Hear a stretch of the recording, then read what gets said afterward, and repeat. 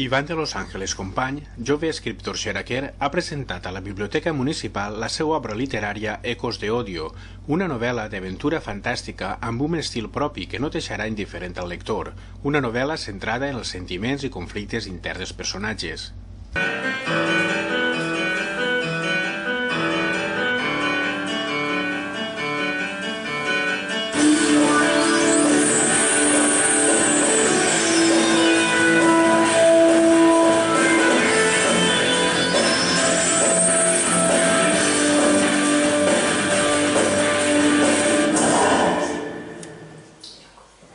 En conclusió, podria dir que lògicament és molt difícil parlar de forma objectiva del llibre d'un mateix, però jo crec que si algú puc afirmar d'un llibre és que